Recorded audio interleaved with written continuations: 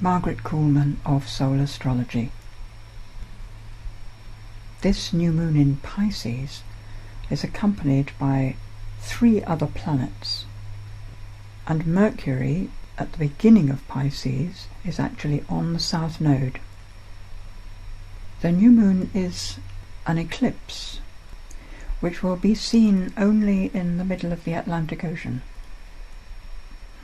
and is not total in the sense that the whole disk of the sun won't be covered, because the moon, being further from the earth at this time, is smaller than the sun to our eyes, so a ring of sun will show round the edge. People get upset about eclipses. It's an ancient fear that the sun, the light of the sun, the source of all life on earth, is about to be obliterated forevermore. But actually you could look at it as though in the darkness of that moment we see the stars. So the whole universe, the whole cosmos, can influence us. We are always free to choose our attitude, and a negative attitude is one that makes us feel bad and become less healthy. So we may as well choose a lighter attitude, one that opens the heart, encourages useful action. And bringing health would seem to be the intention of our construction as human beings. I think we are made to be happy.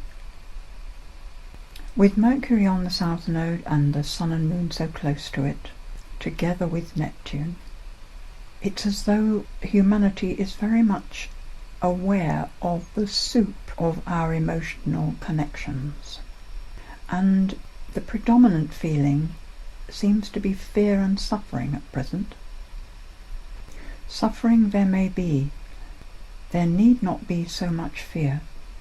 This is where the choice comes in, and beautifully we have Mars right on Uranus in Aries, indicating an energy for change. During the next week, Mars will trine the Saturn, bringing the impetus to shift our attitude towards the positive and the inclusive. Sagittarius is about the bigger picture, that which is so big that nothing can be rejected out of it, because it contains all that there is. And Saturn in Sagittarius has us contemplating our own attitude to this, so that where we feel limited or having a smaller view, we get to see the results of that, how it affects us in the world. So the impetus of Mars with Uranus is our moment for recognizing all of this and choosing which way we wish to go. So all this emphasis on Pisces and the feelings of the world and humanity is like the crucible where we make these discoveries and these choices.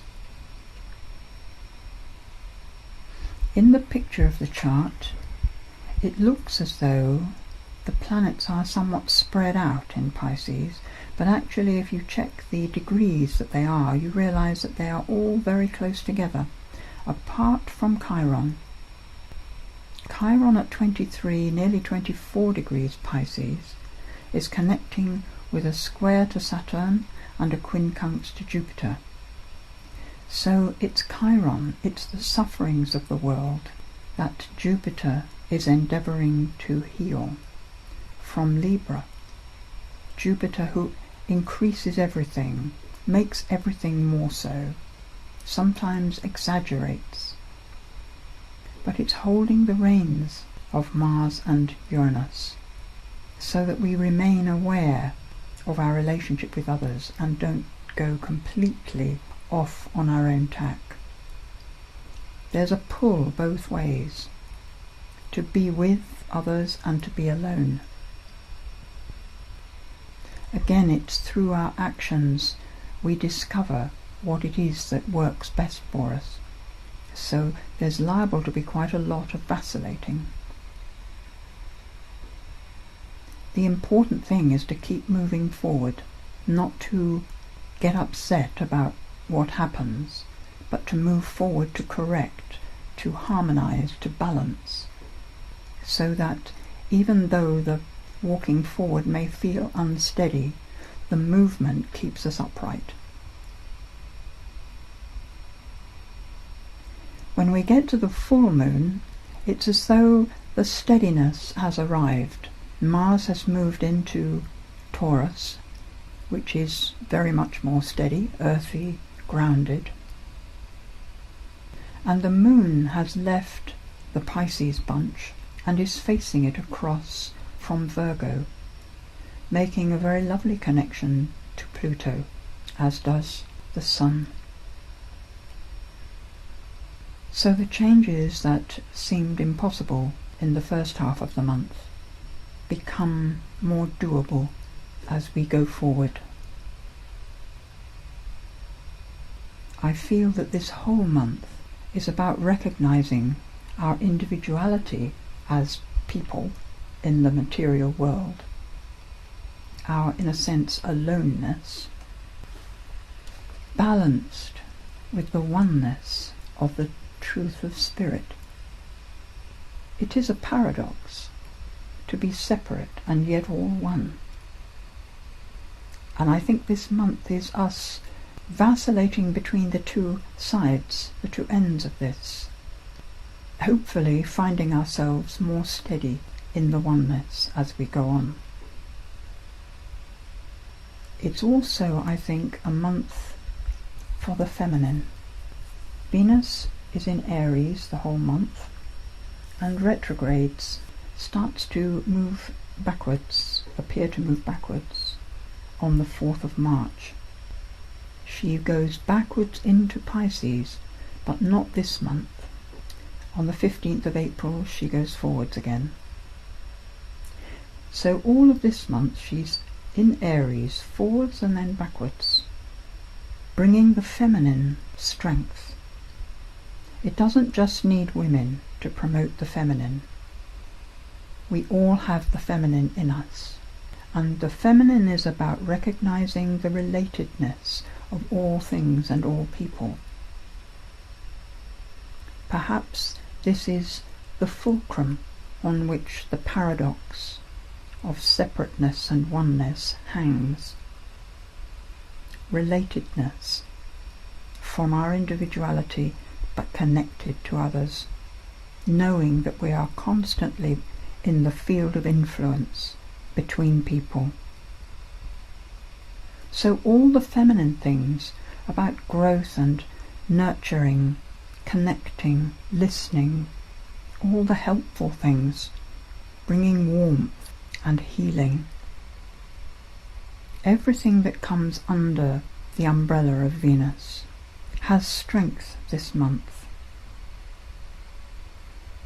Let's all find our ways of increasing this side of ourselves, each in their own way, because in our charts Venus will be in any one of the 12 signs. There are at least 12 ways of doing all of this. There is a fun in diversity and recognizing how we all really want the same thing, but in many different ways. Colours, swirling moods, like silk scarves wrapping round you, blurring vision. Do not be afraid to feel each colour as it passes, and let it go, to be replaced with another. The movement is constant. Patience and courage to be yourself. There is no fault in what you do or say, only the need to move forward to that which balances and gives footing for the next step. Love and joyful reunion with all you have missed. Nothing lovely is ever lost in its truth, but lies in the darkness like a seed waiting for its rightful moment to be lived.